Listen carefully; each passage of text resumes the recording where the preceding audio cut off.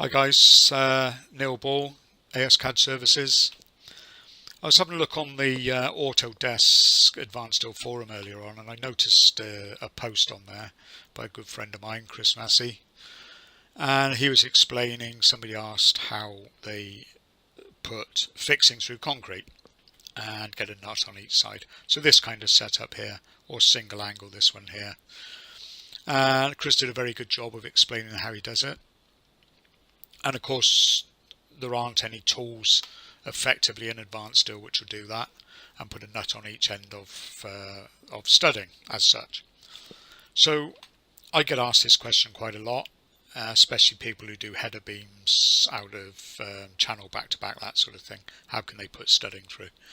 So what I did, I had a little think about it and I came up with a solution. So I've got this set up, same as Chris did. So I've got a concrete wall there, I've got an angle and I want to fix the angle to the wall, and the only way I'm going to do that really is with studded bar.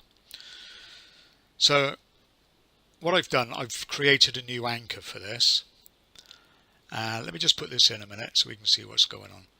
I'm going to go to 2D wireframe so you can see how I do this, and I'm going to select the two objects and I'm going to go from endpoint here to endpoint here. So it's a rectangular pattern, 2 point. Here's my anchors, and it's going to put in the default holding down bolts. And let's change the distances. So I'm going to change this to 1 in the X direction. Let's go 3 there, and I'm going to also give it an offset of 50mm in the Y. So there they are, and I'm going to change the definition, and I've got a new one here, BZP Studding. There it is. Now there's a bit of a limit to what this can do, and as Chris probably rightly said in his post, that you can't use the concrete as a connecting object. So my nut stops either side of the angle. Okay, so that's no great shakes.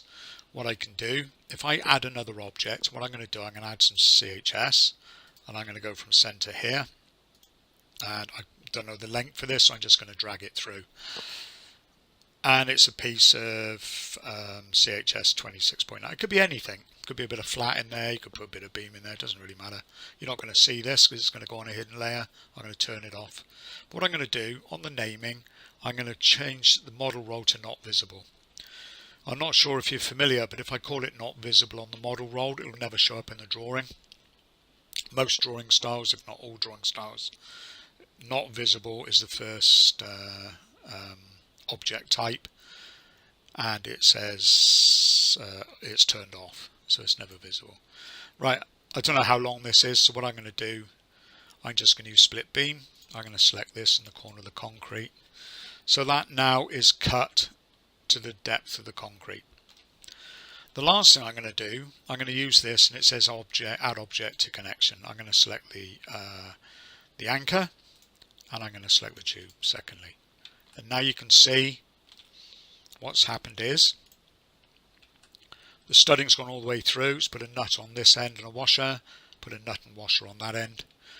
The only thing I've got left is this piece of tube. Well, I don't want to be seeing that, so I've created another layer, and it's called hidden layer. There it is. And then of course I could turn off the hidden layer if I wanted to. I'll leave it on for now. Doesn't make any difference. It's not going to show up in the drawing. And there it is. Now, because this is actually an anchor, I've modified one of the BOM templates, and the one I'm going to use is the UK bolt and anchor list here. So I've modified this, so I need to change this to the user version, and it's UK bolt and anchor list. Bolt and anchor list, there it is. Beg your pardon, I better save the model first, so let's save that, save as. And I've got one on my desktop already, so I'm going to save this test concrete save, and I'm just going to number that quickly. Okay, and so let's try that again. So we've got the bolt and anchor list, and you'll notice here it is, I've modified this, so I've put the length in as well, so I've added a field for length. But you can see, look, 6 M20 hex nuts, 3 M20 grade 8.8 BZP studding, 300 long, and 6 M20 flat steel washers. Because it's an anchor, I've added anchors, I've added the beg your pardon, length to this list, but this is a standard report. You can see Autodesk Advanced Steel. So not only does it put the studding through, it also accounts for the studding, the nuts and the washers in the report. So I think that's a bit of an improvement. There is the slight downside that you need to put some sort of spacer in between, but for the time it takes, it's just a small trade-off, I think. So there it is, guys. If you want a copy of this, you can have a look on my website, which is ascadservices.co.uk. Go to the blogs. I'll put this on a blog, and there will be a link there where you can actually download the content that you require to set this up on your system. But for now, that's it.